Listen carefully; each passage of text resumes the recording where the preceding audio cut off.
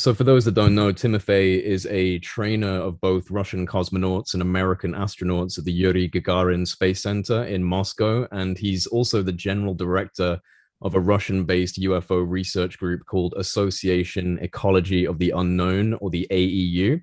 They have a very impressive membership list of Russian scientists and academics and some former high ranking military officials for the Russian Federation.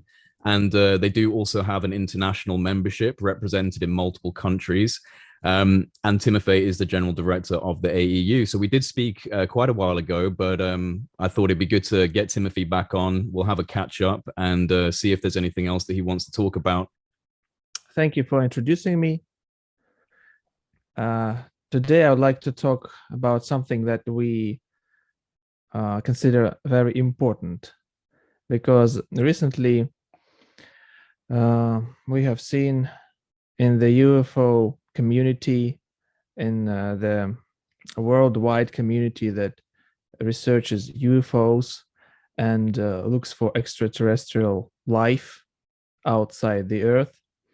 So that people usually want to find evidence of the fact that the extraterrestrials exist, or some evidence about that the UFOs are real, maybe some artifacts, some findings, some traces of UFOs landings, so things like that, material evidence.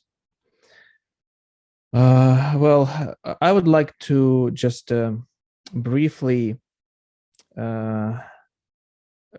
talk about our approach to this, approach to finding evidence, our Russian point of view, our cosmists point of view.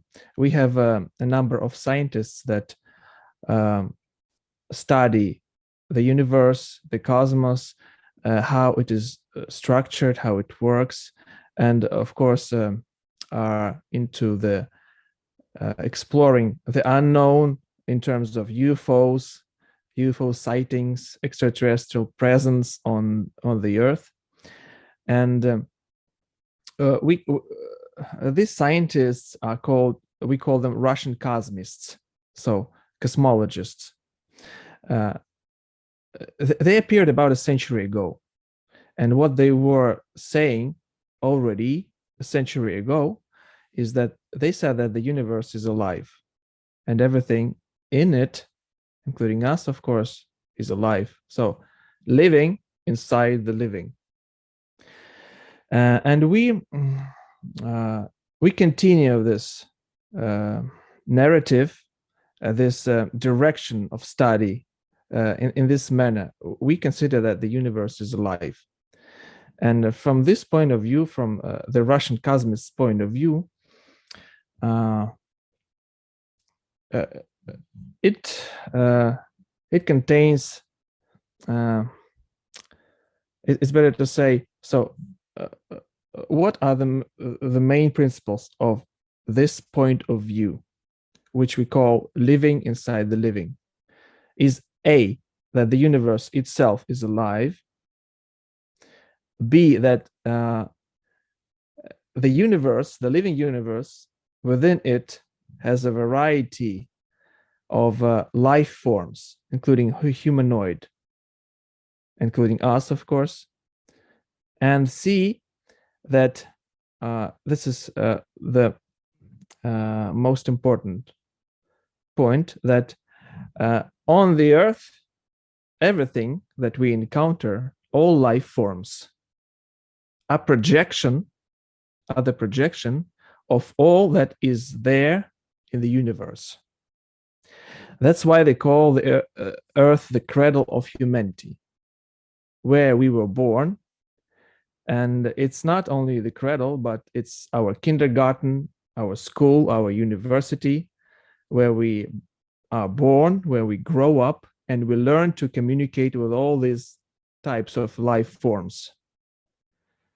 And having learned to communicate with each other, with all these life forms, then we evolve to the point that we go out, then we leave the Earth and we go beyond the Earth into outer space, and then we may meet our galactic neighbors, extraterrestrials. But are we this level? Are we already this level of evolution that we can go out and communicate, or are we not this the needed level to go there? We believe that we are not that level, that we have to learn to communicate with each other and to treat all the life forms present on the earth with a certain attitude, with an ethical attitude, respecting all life forms and learning to communicate with them. Maybe it's us humans, maybe animals, viruses, plants, anything, you name it. And from this point of view, who are extraterrestrials?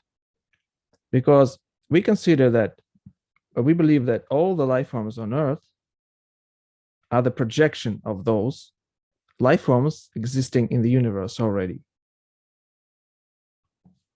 We believe that these life forms, we can consider them extraterrestrials and learn to communicate with them. And for us, it's a good evidence that there are many life forms beyond the Earth. Only we did not yet learn to travel those distances to other planets, to other galaxies. Of course, we're not going to go there burning fossil fuels. We have to invent something. And to invent something, we have to evolve in our consciousness, in our intelligence, in everything, in our technologies. And we can learn, we can discover those technologies when we grow to a certain level. It's like an unfolding knowledge. First, you are the seed, then you grow, then you become a tree, then you deliver fruits, and we are just, right now we are growing, and we have to grow to a certain level to discover this knowledge.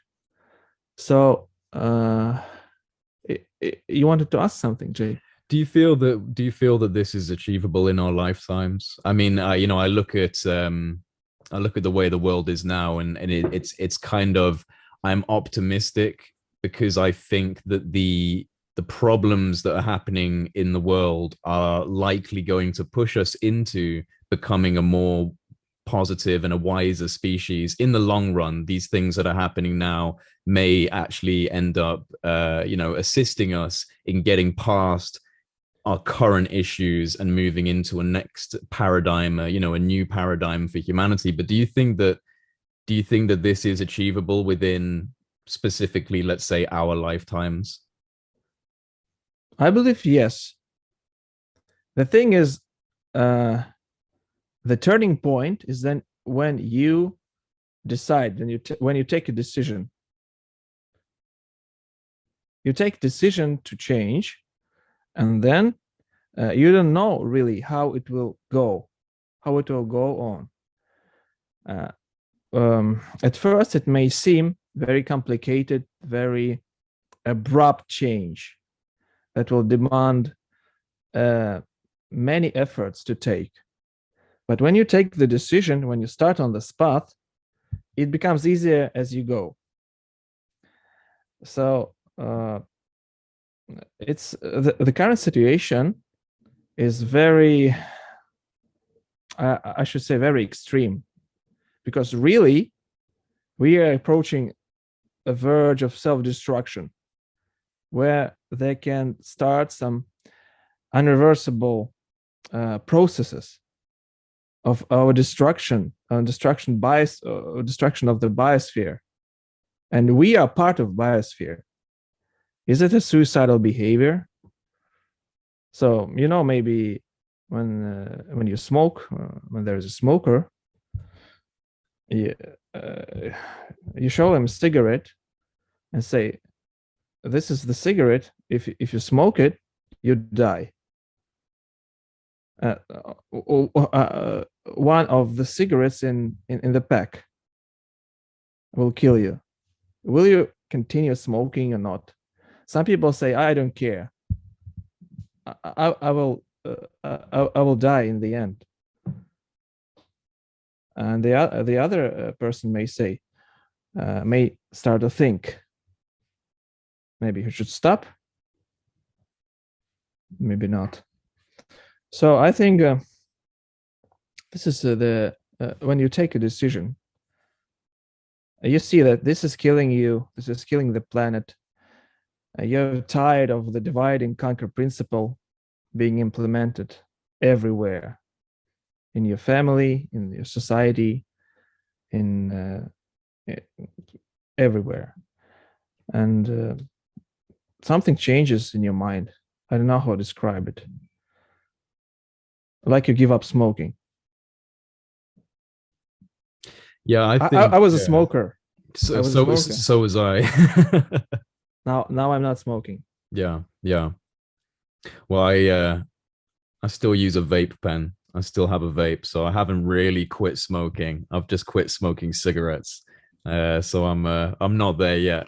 But I know what you mean, and it's a good comparison, because there are people that will never solve those problems, they'll never address those issues, and there are people that will look at those issues and try and make a good situation out of it. And so hopefully humanity will make the good situation out of it and change its behaviors. But I do think it's actually a part of natural evolution, perhaps human evolution, because we're just individual humans. It's very hard for us to look at everything going on and make sense of it. But if we were able to perhaps zoom out and look at the human species from above and look at what we're doing over time, I think we probably are evolving. And these times where there are very strict rules or authoritarianism, or just political problems, conflicts and war, I think all of this is actually a part of evolution. It's a way in which humanity stumbles through developing and growing and getting stronger. And so I do think that, really, because the way the world is right now is pretty crazy, I actually see that as the best evidence for there being a change, and that something else is coming in, because the current system and the current way of being is collapsing, and it's it's crumbling away. And at least it feels that way. It feels like things are starting to crumble away. Systems that have been in place for a long time, and ways of being and ways of looking at reality, it's all being challenged now. So it can look like the end of the world, but maybe it's just the end of a chapter in the human story, and we're going into the next chapter. It's like a Hollywood movie when a lot of things are happening and people are about to die, but then they continue sticking to a decision that they have made some time before. So for example, the hero decides to save his girlfriend or something like this, to save the world, to not give up. He takes this decision, and in this situation, which may seem extreme to him, to all people involved in it, when almost the whole world will crumble, he sticks to his decision. He does not give up, and then the situation changes in an unexpected way. So it's they call it the leap of faith. Yeah. So this is like a test that will test your aspiration, the power of your desire, what you really are. Because in those Hollywood movies, they also show some bad guys who at first they seem good guys, but then in the extreme situation, they betray, or they give up, or they run away, they hide away. And then we can see how, as they say, they face the instant karma, you know. Yeah. As for the good guys, they continue on their path, and eventually there is a happy end. I think this is very I don't know, maybe it's a good example or not, but things seem very extreme right now. Maybe not 100% of the time, but there are signs of some processes, species disappearing, ice melting, many things, and ozone layer is very much destroyed, and there are some political tension. They want to put weapons in space to for the security reasons, as they say, security with guns. Isn't it funny? Yeah, yeah. One of the this is actually something I wanted to ask, because one of the AEU's primary goals is the de-weaponization of space, that we must enter space as a peaceful species. But you know, given the current state of global politics and the animosity between Western governments and, you know, governments like Russia and China, I mean, do you think it's realistic that we will enter a space peaceful kind of collaboration within this time? Because, you know, we have a lot of problems with our leadership worldwide, and I imagine that there probably already are space-based weapons platforms that are already in orbit as we speak. So are you looking at this as something to try and tackle within the next few years? Is this something that the AEU is actively trying to engage global leadership on this subject?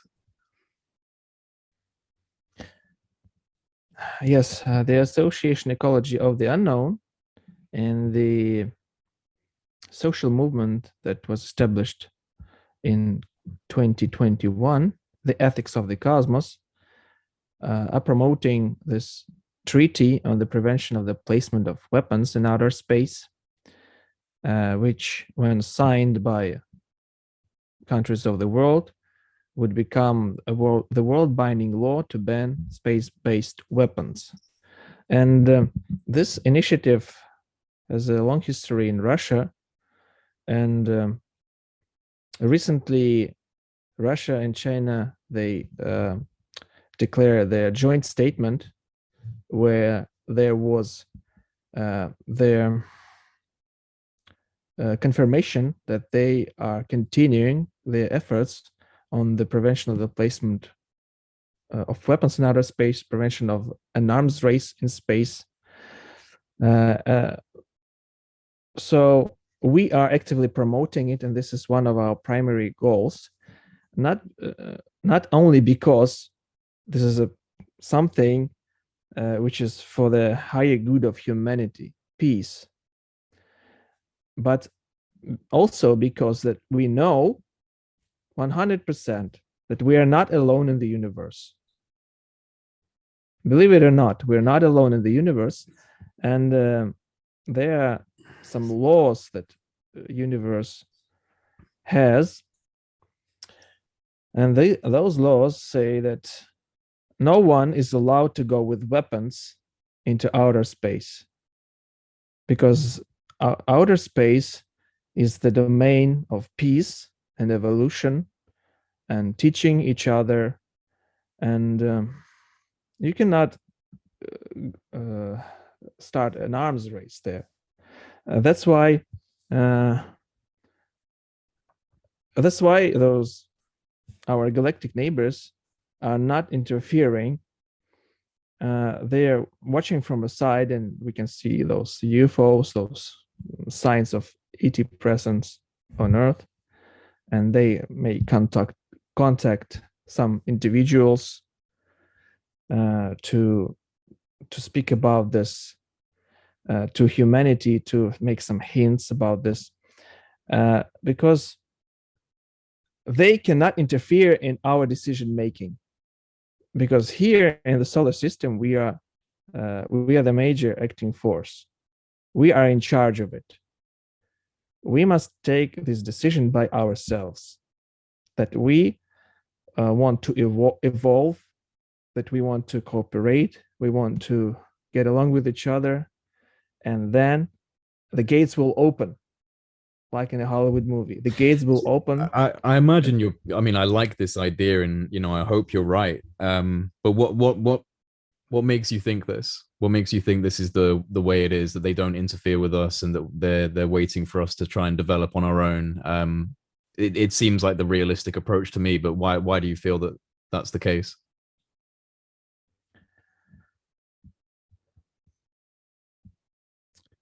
Because this is common sense and this is logic.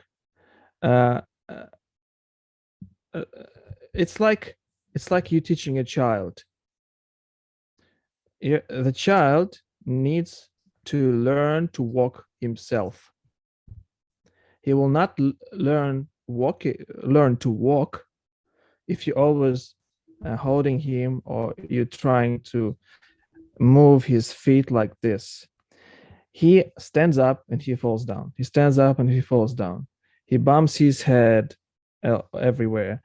And eventually he walks, and this is his knowledge, because he learned it himself or herself to walk. And as he learns to walk, then there's the next stage of his evolution. Now he can run, play football, he can jump, he can do everything that involves walking and running. And you cannot help him in any way to learn to walk, because he learns to walk himself. And imagine that this child is humanity, and you, a grown-up, a conscious man, his father maybe, you are like a higher intelligent force, like ETs to us, because there are signs of ET presence. Who are these guys? Of course, they are more evolved, because they learn to navigate through space. They learn this instant transportation through these enormous distances. If they were hostile, they would have long conquered us. But why? Why would they need that?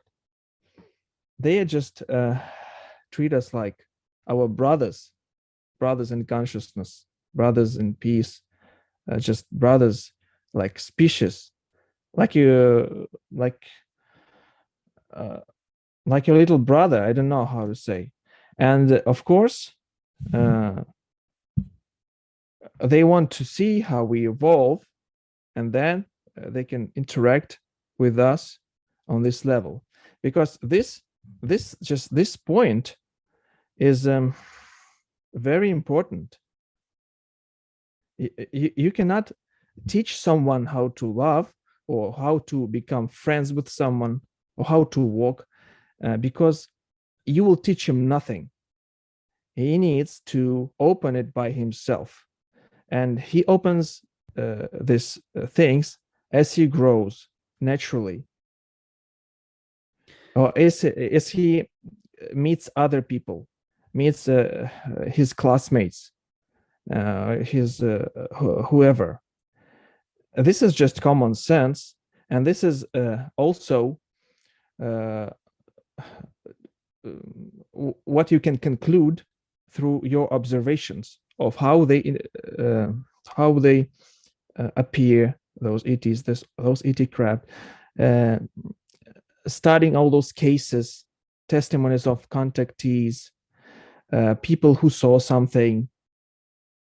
So this is just pieces of puzzles coming together, and you see this whole picture. Yeah.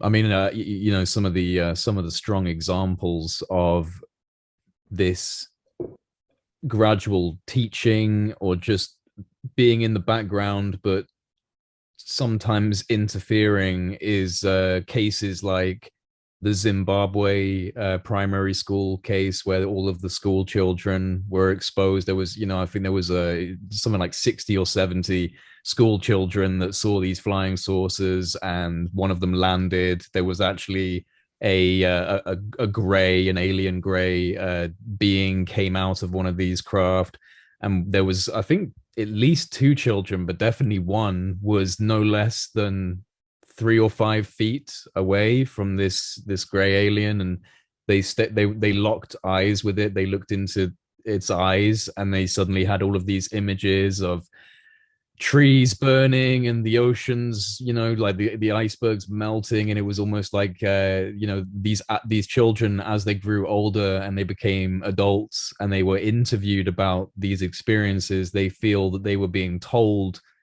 that these things are how, this is how humanity needs to focus on the planet. They need to focus on treating it with more respect and being good stewards of the planet. And this is the impression that these children got when they had exposure to these extraterrestrial beings, these grays.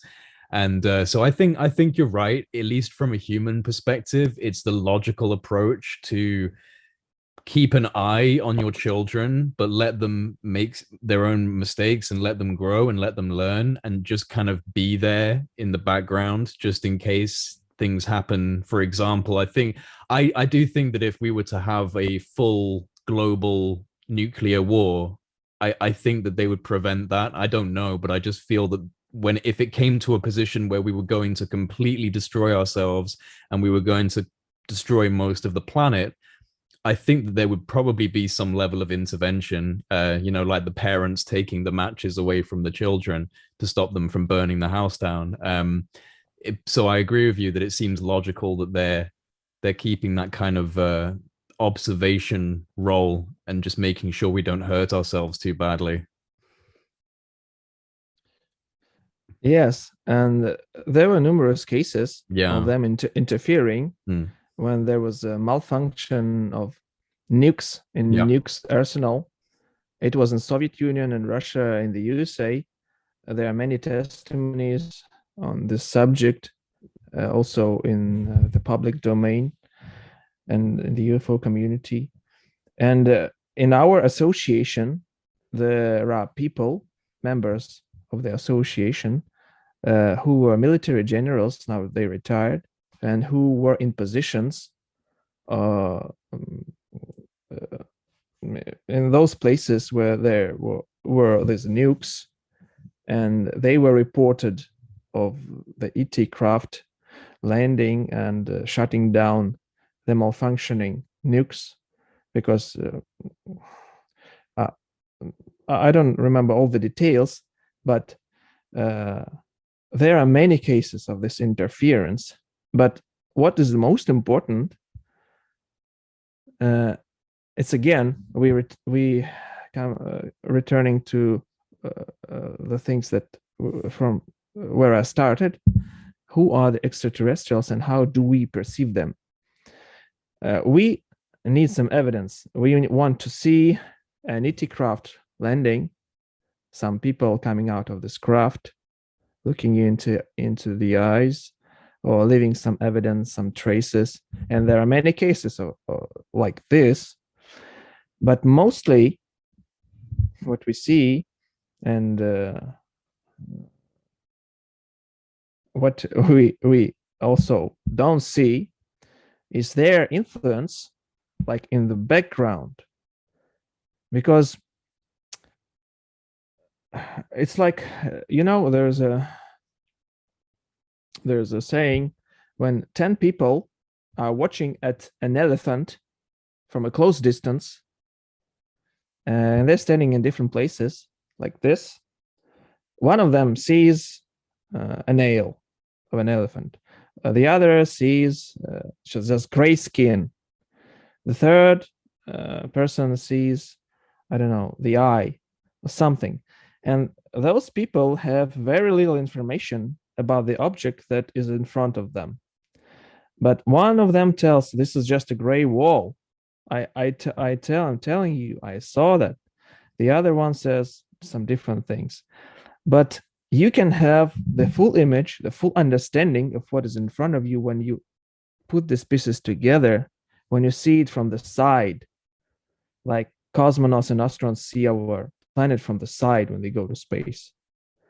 When you see it from the side, it's a it's a totally different picture. It's a whole picture, and the understanding comes to you really, really fast, and you can feel it. You do not only see it, you feel it, and you have it in your heart, your emotions, your consciousness, and that is how ETs really interfere, as you said it, and how they affect us, how they observe us. They are multidimensional because they have this means of transportation through space, and they say that you cannot go faster than the speed of light, and they do that because they use other dimensions which we have not yet discovered, but they are there. They are there, and in mathematics there are signs of it, that there are many dimensions, not 3 or 4, and they can impact us like not like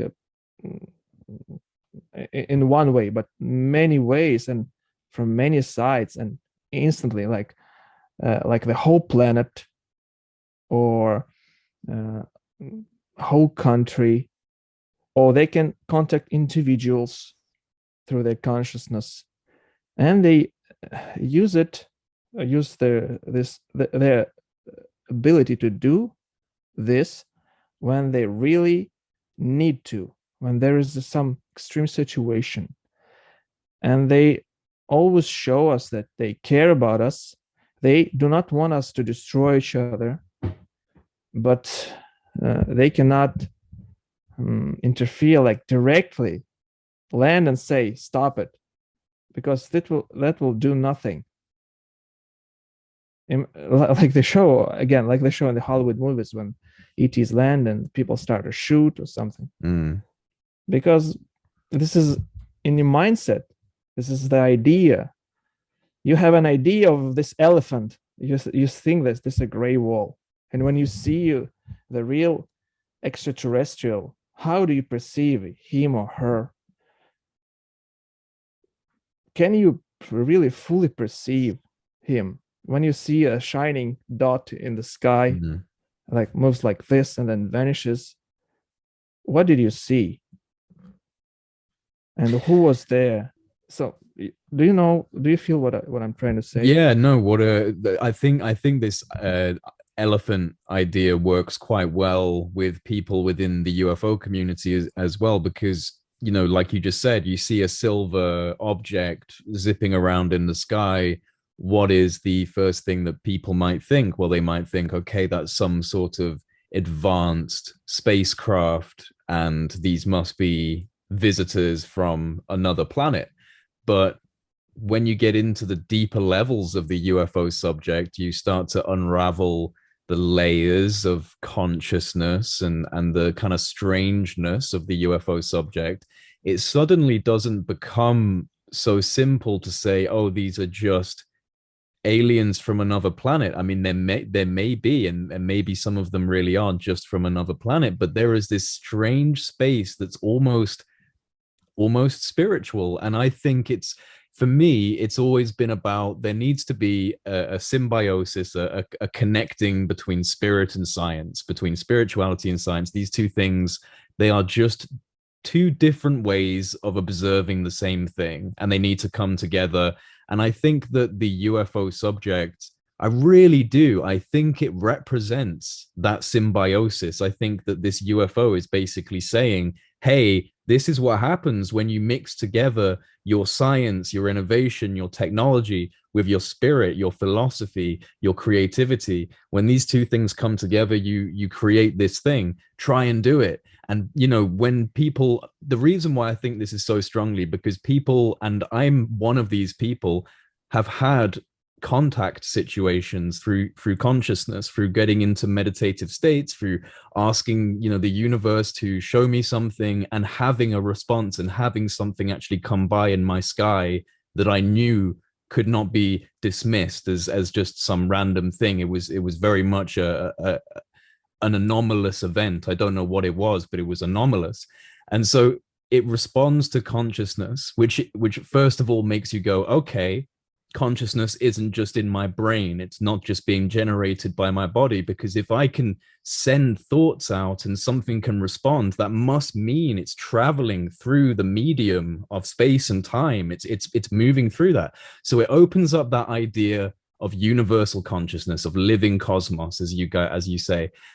And also, it is a technology, it's a craft, it's a spaceship of some sort. It's moving around in ways that we cannot understand. So it's, like I said, it's like technology and spiritual put together. And I think that's what the UFO is.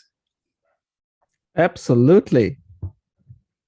I think you get it 100% right. Maybe not 100%, but very close. Close. Yeah. Because really, I think this is because those people, they do not have this gap between science and religion, peace and war, good and bad. They just have this natural way of living, abiding the laws of the universe and evolving and developing their star system, each other, and making contents throughout the universe.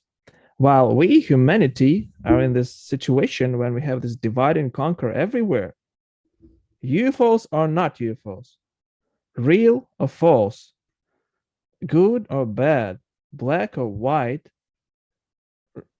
Republicans or Democrats. So it is everywhere, even in the families, when they're fathers and sons, and so many things, you name it. And it's in our consciousness, really. And that's why, because they say, oh, we cannot understand how they move. We cannot understand the principles of it. Yes, of course, you cannot understand, because you have this thing in your mind that always wants to divide. Is this or that? Is this quantum mechanics, or is this relativity theory? How do we invent the theory of everything? We want to combine these two things, but we cannot do this. Why? Because this is in your consciousness, in our consciousness. And when we eliminate this gap, which is really, it's only in our consciousness, it's not in real life, then we can connect dots.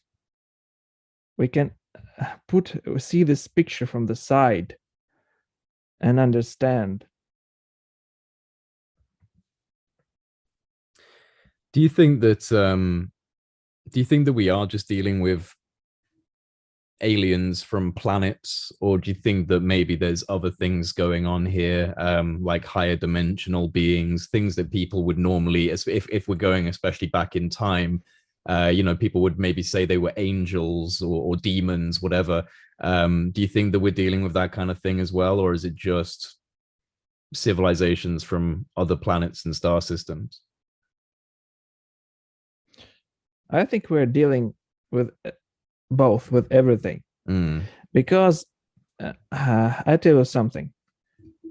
Do you know that our brain throughout our lifetime functions only by 5%? And that when they study genes of the human, they can define just a few genes. Well, not a few, but compared to the amount of genes that human has, there's a very few. And the other, they call it trash genes. Like we don't need them. Yeah, really. like junk DNA or trash yeah, genes. Yeah, junk DNA. Junk DNA. Yeah, junk DNA. But this is really our potential to evolve. We just think that we know something, we know everything a lot, but really we know really little. And what about the oceans of the Earth? We have just studied maybe 5%, those depths of the oceans. And there seems to be UFOs in the oceans as well. They're flying around in the oceans as well. Yeah, So and the oceans, the biosphere, the air. So there are so many things that we do not know yet. I'm not speaking of the universe of our galaxy that contains trillions of stars. Can you imagine this? Only our galaxy. And an interesting coincidence, maybe it's not a coincidence, that our brain contains approximately the same amount of nervous cells that the Milky Way galaxy stars. So we know, I'm just trying to say that we know very little, and of course those anomalous phenomena, as we call it, is just something that we do not know. It's the unknown that sometimes gets in contact with us, or maybe we learn to contact this consciously. And of course our world is multidimensional, and if we want to see evidence, we can see only a tiny piece of spectrum of electromagnetic spectrum. We see only just a little fragment of it. If we want to see with our eyes.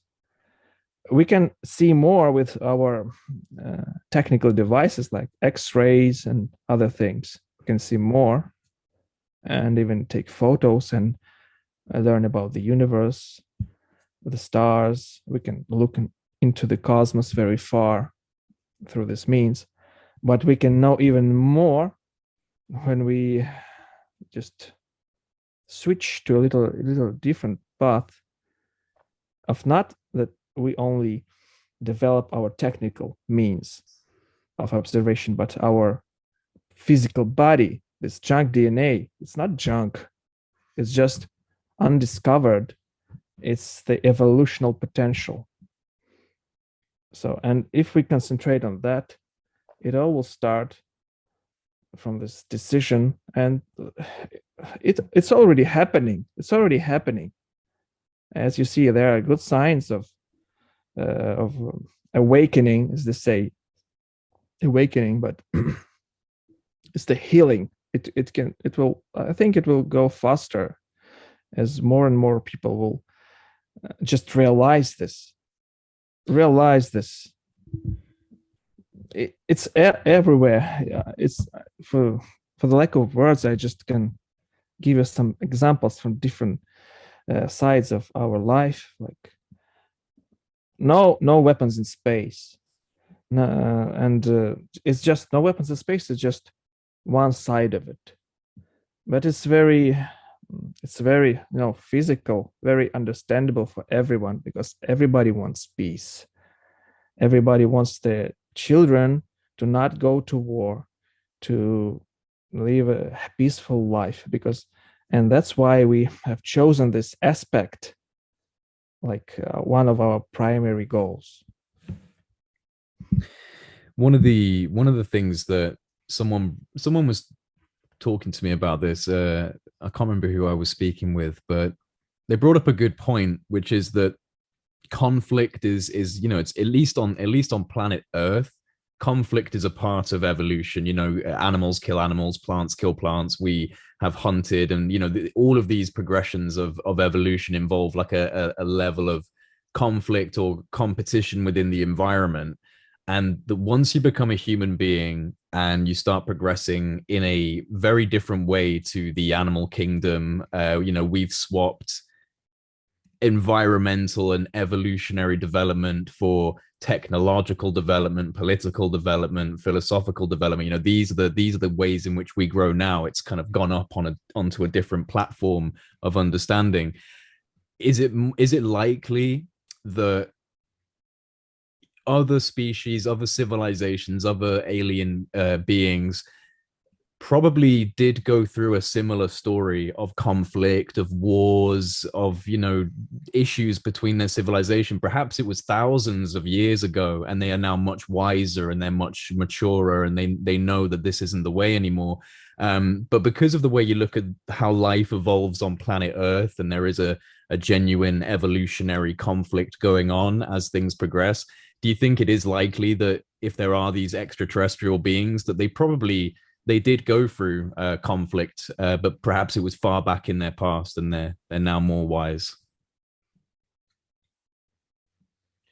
Maybe there can be a possibility, but this is something that we think of extraterrestrials as we would think of ourselves. Yeah. Because, as they say, conflict is natural. I don't know. Because conflict means two sides struggling with each other. It's again, the divide and conquer. But okay, there were conflicts, and it's good if you learn a lesson from conflicts. If you learn a lesson, then you evolve. Then it's correct. Yes, conflicts promote evolution, but really, I believe that conflicts are not mandatory. And one more thing is, human, it's not an animal, of course. He has a physical body which seems like behaving like an animal, but it's not, because it's a whole different realm, because humans have their spirituality. And if you discard your spirituality, yes, you become an animal, and then you behave like an animal. But in the animal kingdom, there are different laws, and you may be eaten by an animal, like animals eat each other, and they hunt each other, and you start on obeying these laws if you consider yourself an animal. Does it make sense? Do you understand? What I'm trying to say is that a human is not an animal. Human has his spirituality, and this makes him human, really. And he can develop, he can take care of others and evolve. Yeah, I agree with you. I think we're on the same page here, because as I was saying, the human being has come up out of nature and has taken on new properties of evolution, like creating political infrastructures or creating technologies. But we still have a little bit of that animal left in the back of our mind, and that's what causes the wars. That's what causes the territory and the conflict. And no, this is my country and you can't come in, and no, this is my country and you can't come in.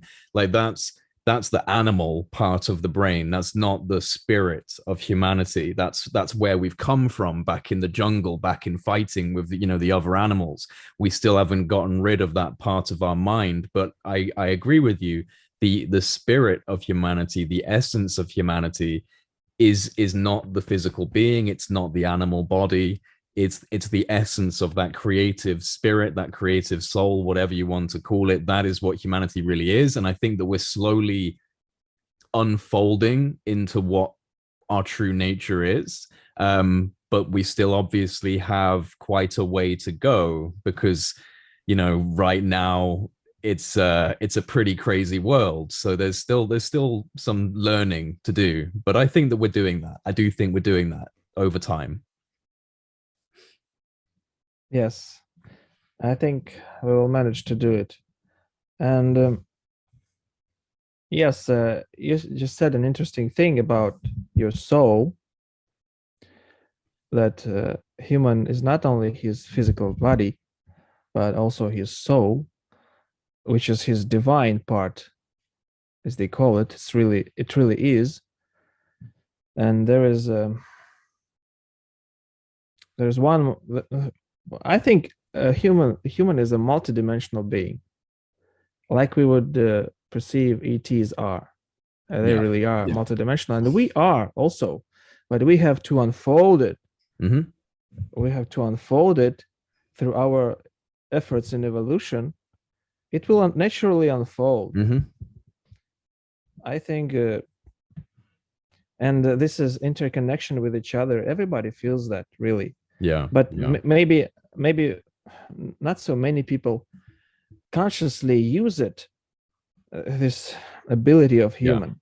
Yeah. But everybody feels that. Everybody Everyone feels feels it. if you're loved or not, if you're lied to or not. Even in this simple, there maybe this is simple examples, but people interact with each other on all those levels. Maybe they are not aware consciously of it, but on the divine level, on their energetics level, and on their physical level, all these levels, they interact simultaneously. But the more you can consciously comprehend, the more influence you have, and you can influence others to see it and to also learn it. And I think this is something each one of us should do, and this is just a natural way of teaching each other. Like they say that a human, before the boy or a boy or a girl reaches the age of 7, they learn things through their subconsciousness. Like they're in the family, they see the relationship between their mother and father, and they learn these things subconsciously. Then they begin to learn more consciously, but all these things are happening at the same time, and it may seem complicated, but it's very natural.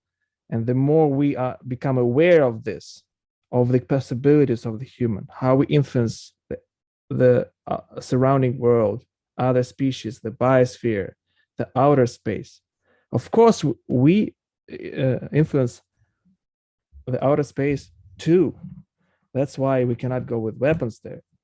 And this is just the way of evolution. And yes. Speaking of the way of evolution, something that we're doing that has created kind of like a big divide between people. Some people say yes, this is a good thing, and other people say no, this is a scary thing. Is artificial intelligence, and how we seem to be getting closer to a point where the human body will merge with artificial intelligence, will merge with technology.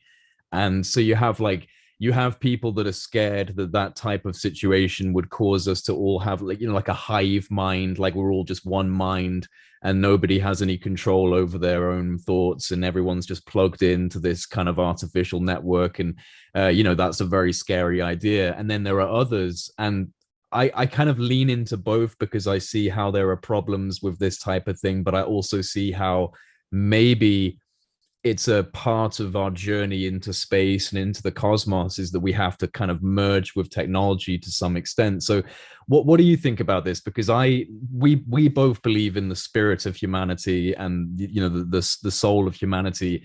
And I think that some people think that we're going to lose our spirit or lose our soul if we merge into these technologies. So I'd like to know what you think about artificial intelligence and the way that we're going with kind of biotechnology and that type of thing. I think this is called transhumanism. Yes, transhumanism. Yeah. Yeah. So transhumanism,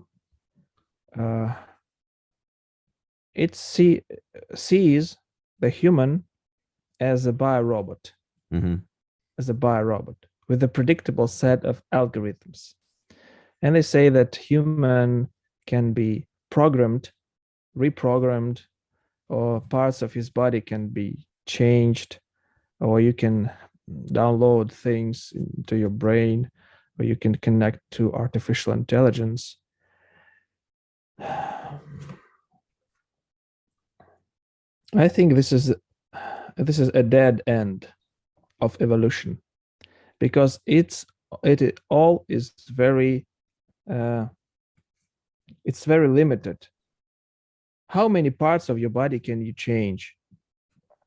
And what will be in the end. You know, there, of course, as I said earlier, there are some Hollywood movies that portray this situation. For example, Terminator, Or the when Matrix. the Matrix. Yes, this is a highly likely scenario when you uh, trust your life, your purpose to the machines, to something that you think will be friendly, but really these things have no ethics, which makes us human.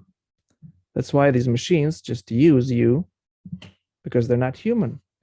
You would want. Well, we could say that humans have committed genocides. We've done terrible things. You know, our own ethics is questionable at times. So maybe there's like a logic component to artificial intelligence that would say it may have a different way of looking at it than a human would, because we've done some pretty terrible things.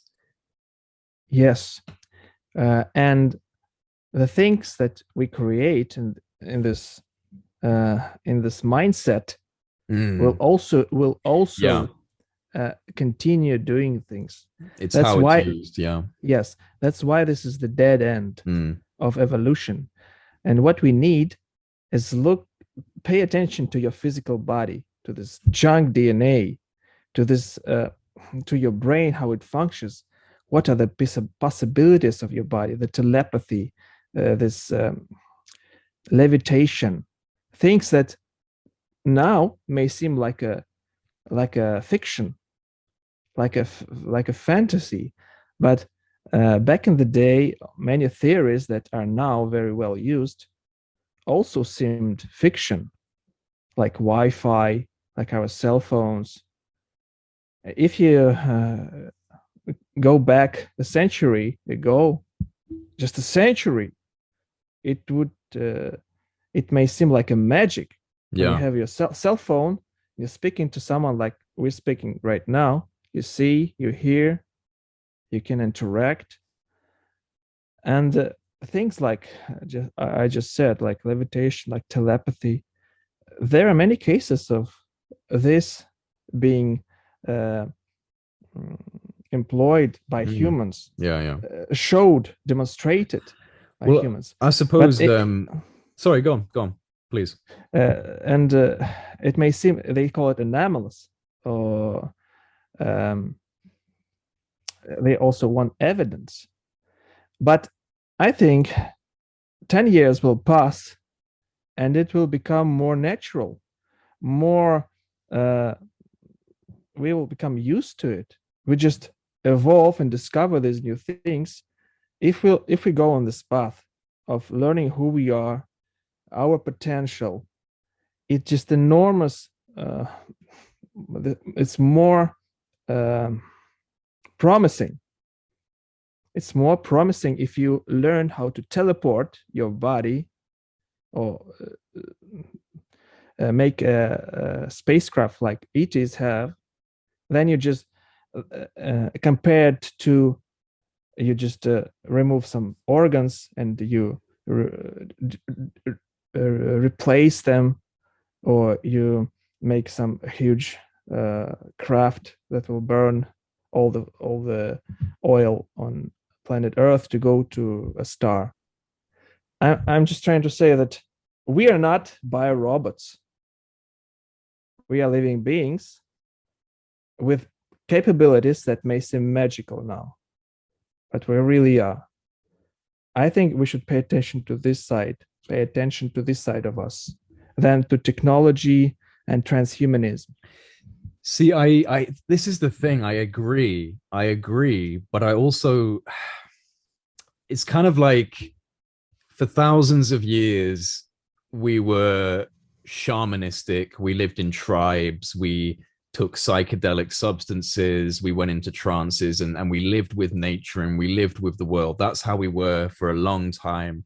And then we moved out of that and we entered into the age of enlightenment and, you know, industry and agriculture and civilization, and then suddenly technology. And so through that, we lost a lot of our spirit. We lost a lot of our connection to nature. So I kind of think because I don't see how we're going to go back into tribes doing what we were doing thousands of years ago.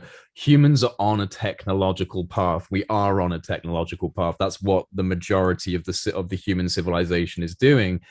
So for me, I kind of look at it and go, okay, maybe there's a way for the spirit that we lost all those thousands of years ago.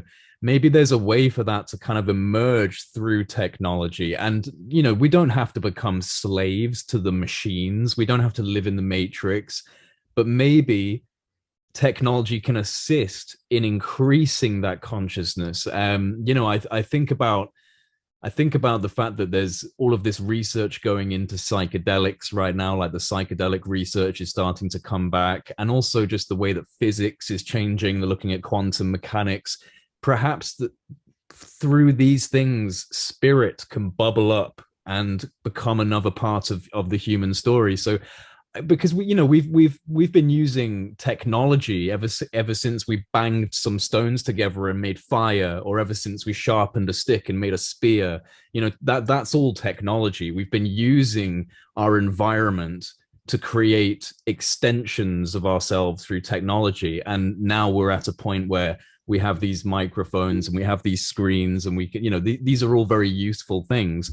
I think that if we go too far, we could lose our humanity. But if we use it in the right way, then perhaps technology can just be a tool to help us boost our spirituality, increase our spirituality. I think the worrying thing is that the people that are in control of the technological arena, the people that are actually in control, they're not necessarily very ethical people. And, you know, it's more about profit. It's more about using our data. It's more about exploiting us as consumers. But that technology could be used in a beneficial way. And so I think that I guess because I look at the way of the world and I think that it looks like we're going down this technological route, my only hope is that through that we can discover spirit. And obviously there will be people who just live in the forest and live in the mountains, and you know, I want nothing to do with this. I'm not going to do anything with this. But I do think that there's a chance that technology can actually be beneficial if we don't get lost within it. Jay, absolutely. And you know what? First of all, yes, of course, we can make technology help us and help our spirit bubble up, as you said it. But the thing that will help us do this is the change of our mindset first. Because look at all technology that we're developing now. In the end, they always apply this technology to make more perfect weapons, more sophisticated weapons to kill more and fast. That's the implementation of this sick mindset that we have right now. It's already dissolving, but we still have it. Of everything you discover, each scientific discovery, people start to think, how can we apply it in the military? How can we apply it in our weapons to make it more perfect, to dominate, to have our security, to win the arms race if it will happen? So this is what always pushes you to this road of going into nowhere. But if we change this mindset, if we dissolve this, if we turn over the page and start this new chapter, then we'll have these technologies. And I will tell you more. There were cases in Russia. There was a case in Russia when there was a crash of an ET craft, and the researchers went to that place and they found some artifacts and they studied in the laboratories, and those pieces were made of of metal, but this metal contained almost every element of the periodic system. Which case is that? Which case is this? Is this a known case? Yes, it's a very known case. I can find out the exact name and the year when it happened and send it to you later. Yeah. I cannot remember now. Yeah. But very interesting. It's not the end. It's just the beginning. When they studied this metal and they exposed it to some different temperatures, it changed its structure. It changed what it was containing of. Oh, it changed the parts it was made from. Yes, and it behaved like a living thing. Still, it was metal. It was very very thin, but still very strong. And so this is just an example of the technology that we can have to do whatever we want, but this to make such technology, you can again, you can see it, you can discover it when you see from the side, when you look from the side at what you already have and how to connect dots and how to enlighten, how to find an enlightenment of, oh my God, I think I know how it works. And you can only have this happening when you change your mindset, because the universe is alive. It's not a cold, careless void. It's already, it's a living thing too. And it has some laws, and you can find out about these laws as you grow up as a race, as a species in your evolution. And the higher your evolution is, the higher your ethical level is. And when you have this ethical level, you would not even think of making it a weapon, because you know that when you hurt someone, you hurt yourself, because you're interconnected.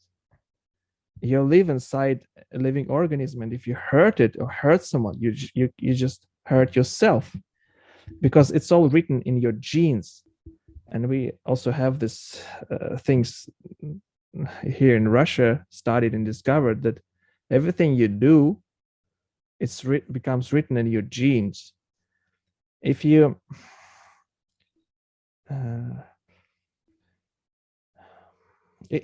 let's say if you're doing some good things, if you show love, if you have this beautiful emotions that human can have, if you care about someone, your genes become more perfect, and they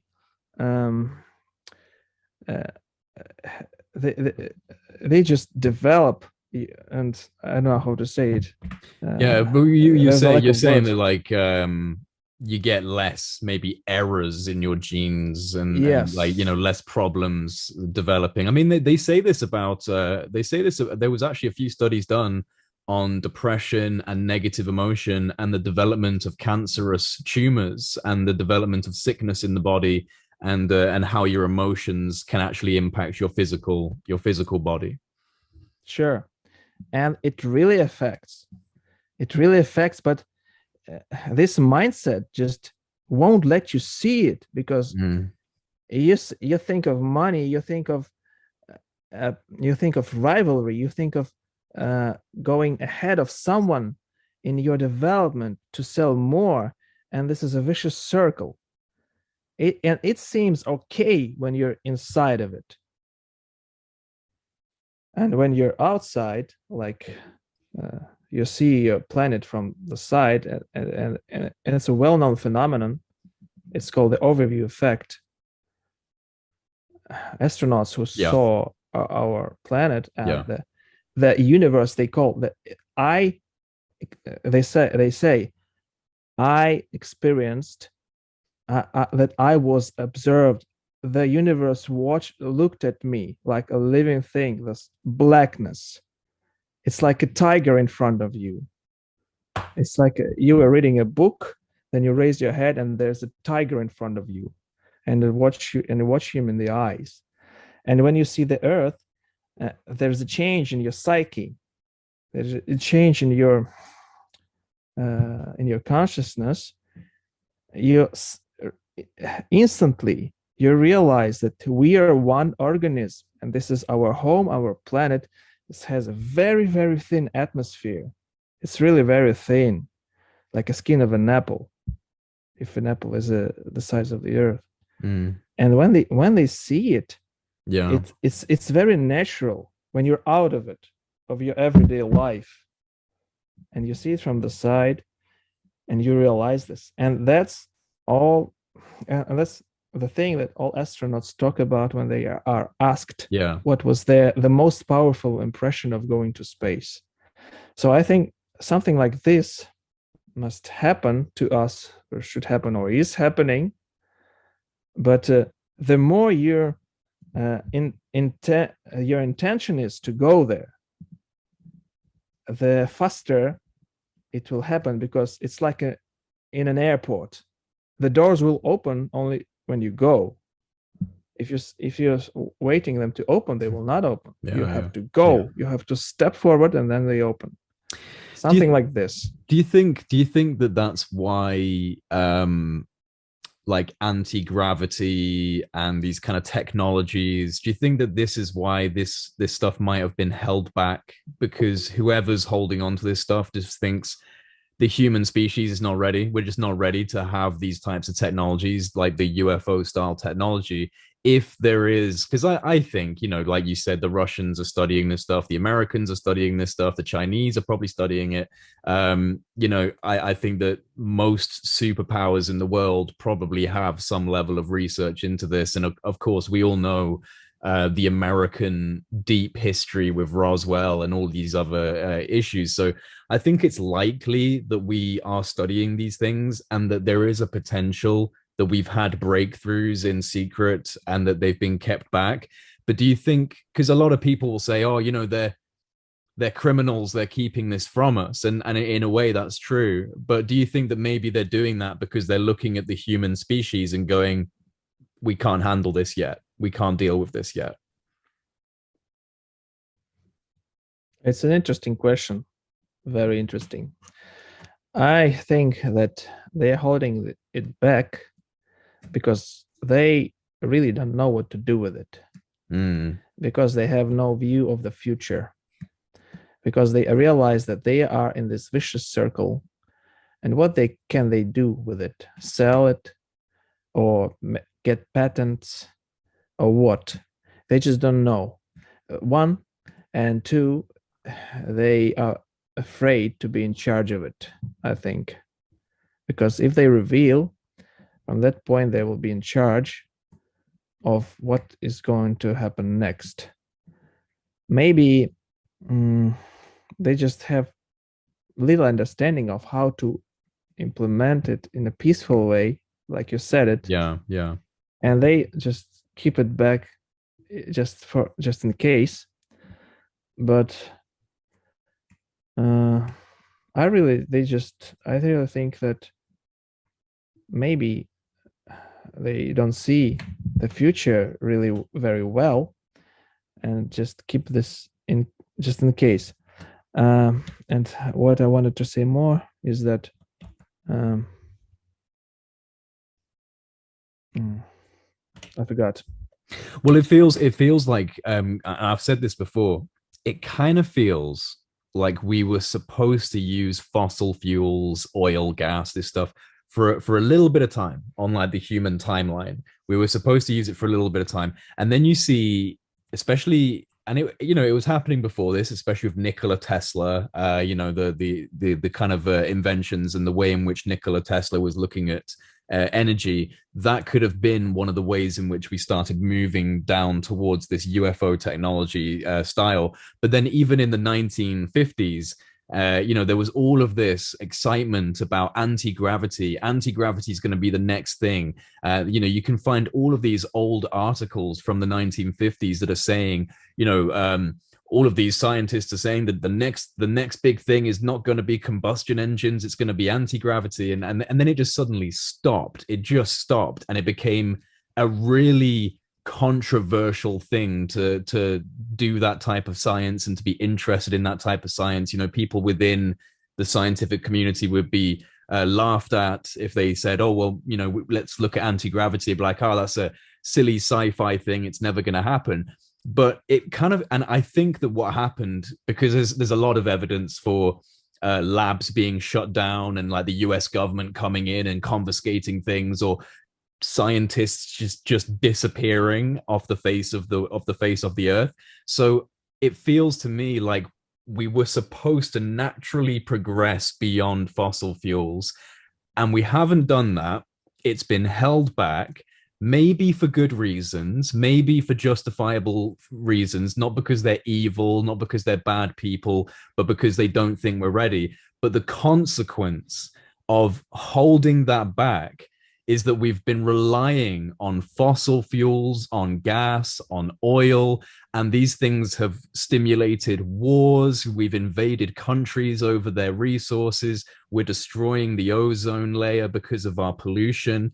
And it kind of feels like this is evolution saying to us, you've been doing this for too long. You were only supposed to use the resources on this earth for a small amount of time. You were supposed to use it to help you figure out technologies, and then you were supposed to move beyond that. And it feels like maybe that's been held back. Like we've literally been held back from evolving properly. And that could be one of the reasons why we have so many problems now, is because our evolution got held back. Yes, it may be the case. It may be the case. And I heard some stories of that. And I heard stories of scientists disappearing, as you said it, in Russia too. Yeah. And maybe those people who are getting huge benefits from selling oil and things like this, fossil fuels, they just don't want it to be revealed during their lifetime. Yeah, maybe. Because they have their salaries, they have their income, and they just maybe they are tired, and they just don't want to go for a big change. Yeah, maybe. But this really is an illusion, because money is just an idea.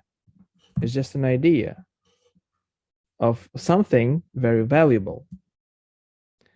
And if you change this idea in everybody's head that money is no longer valuable, then what will you go for in the next moment? And we believe that today, the most valuable thing is time. Is time. Like, you don't need to wait until you pass away to reveal those technologies, this knowledge. If you have some knowledge that may be helpful and for the higher good, I think it's better to reveal it, because time,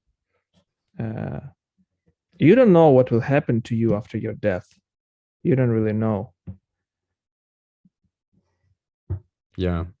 I think that a lot of people are likely feeling that way, especially with all of the conversations that are happening now about UFOs in the mainstream, because of the fact that it's become more acceptable to speak about these things. I think that there probably are a lot of individuals who have knowledge that are sitting there and going, you know, I want to say something, and maybe they're just waiting for the right person to reach out to them and ask them the right question, and they'll say, yes, I did this, or I know about this or this. So I think that we're probably, I would imagine within the next few years, we will see more people come out and put their hand up and say, yes, I was involved in this, or I know about that. I hope so. I do hope so, because like you said, what's the point in holding on to that and taking it to your grave? Why wouldn't you share that information? So I hope you're right about that. I really do. And I think you probably are right. Before we wrap up, I asked some of my Patreon community if they had any questions to ask you. By the way, for everyone listening, if you want to join a fast growing social hub of researchers and experiences, you can support Project Unity on Patreon, and you can gain access to our dedicated Discord server. And that's where we all communicate with each other on a regular basis. So links to the Project Unity Patreon can be found in the description box below. And your support really does make a huge difference. But I asked some of my Patreons if they had any questions, and I got a few responses. If you're happy for me to ask you some of these questions. Sure, please go ahead. So the first question comes from Mike Hotel Echo, and he asks, is Timofey aware of the Salyut 7 incident where Russian cosmonauts claimed to have seen angels in space? Yes, I heard about it. And they even made a movie which is called Salyut 7. It's a movie that was released in 2017, I believe, which portrayed the situation. And I was consulting people who were filming that movie. Oh. Yes, and I brought some spacesuits to them. Like they used them like costumes. Oh, wow. Yeah, it's a very well-known case, but they claim to see angels. The question is, yes, I'm aware of it, and maybe the question, what were the angels, and who was that? If you ask me, I don't know. Maybe those were extraterrestrials, or maybe some really angels. Can you remember how they described them? How did they describe them? No, I didn't get in touch with those cosmonauts because it was in the time when I was a very little child. Yeah, but did like within the story that you've heard, because I've never heard of this case before. So did they say to anyone what these things look like? If they said they look like angels, they must have looked like beings. You know, at that time there was Soviet Union, and there was very strict rules for cosmonauts who could become a cosmonaut. At that time, they were almost all military pilots, and for military pilots, especially for cosmonauts, it was very strict to have a normal psyche, normal state of your psyche. And I assume if they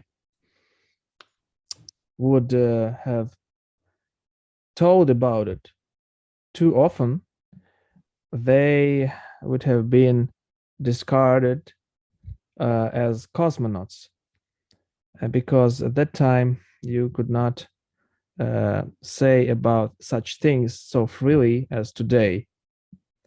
But I heard that there was this case, there was something that they saw, but I could not I cannot tell more because I don't know. But I think it's very interesting that they saw something, and it was even shown in the movie. Yeah, so it was something there.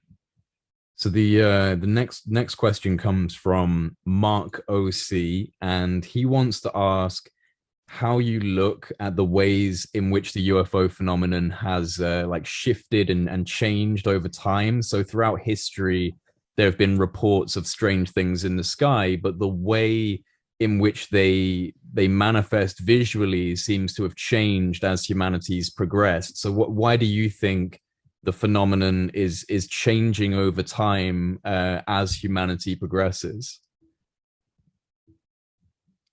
Uh,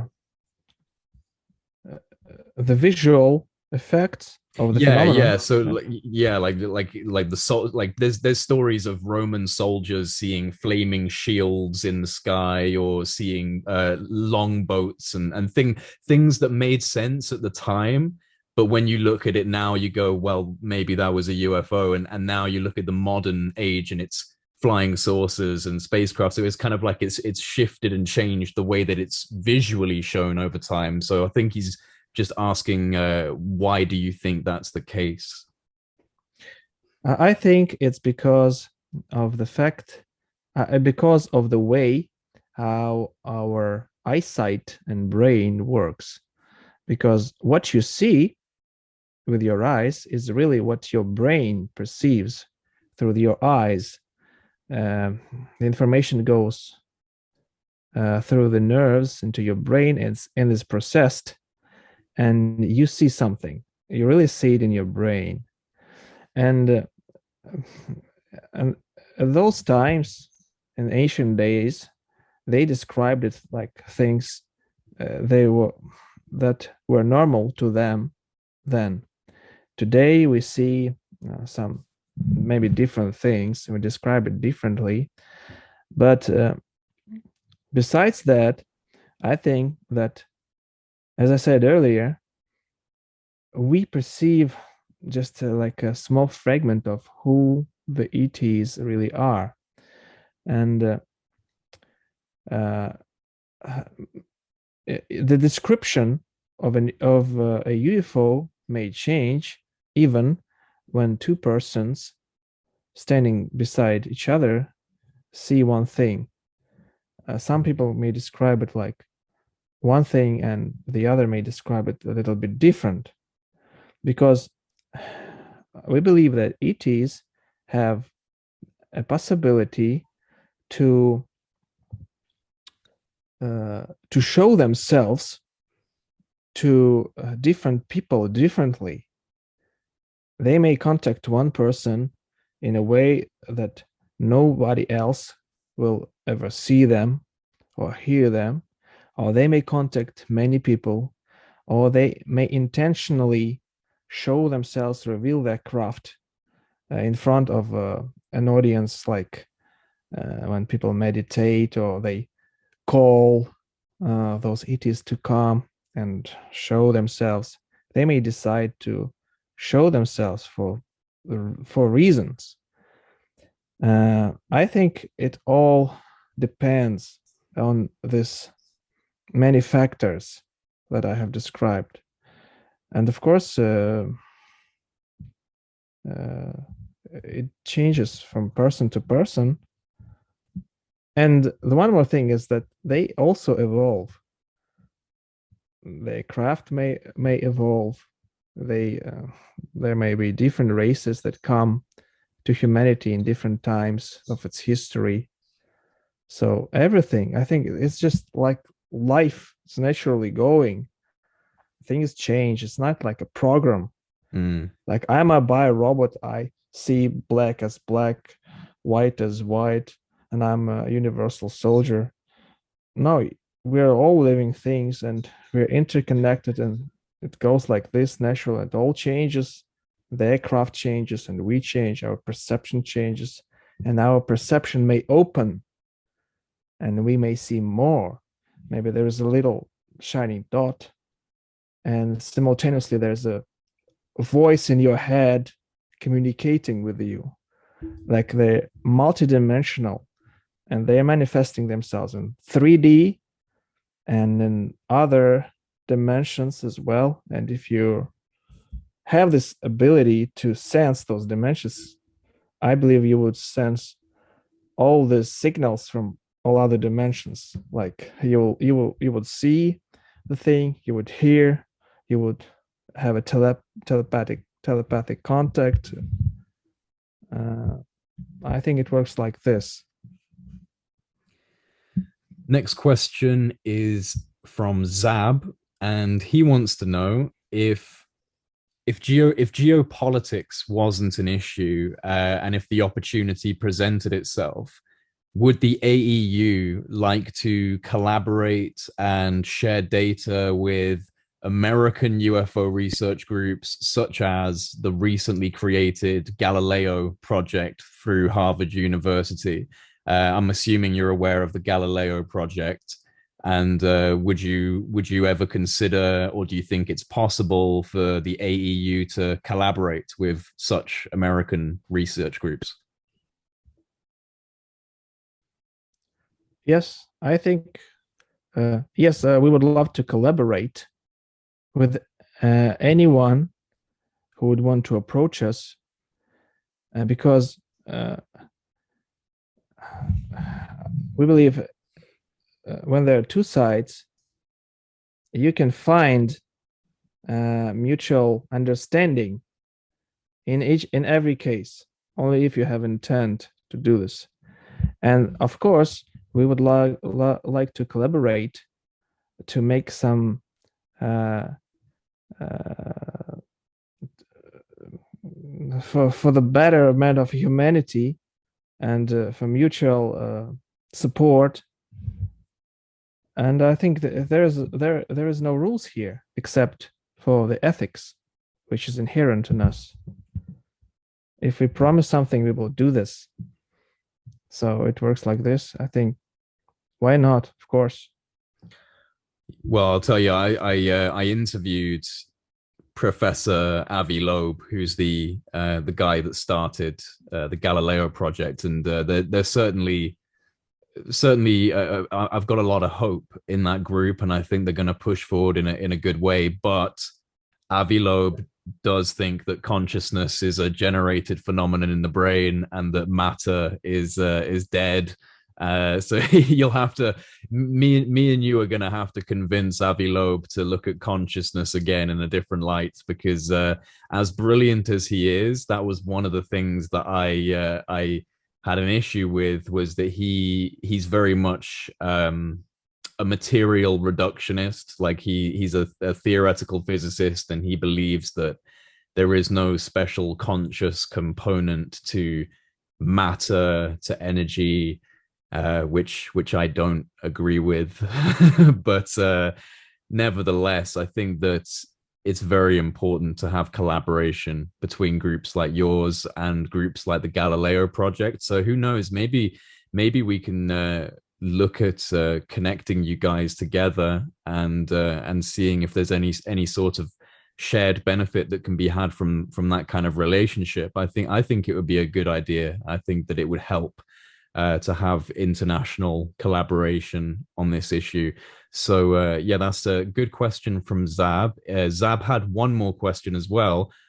Does the AEU organization have any relationships with or access to Chinese UFO data collection?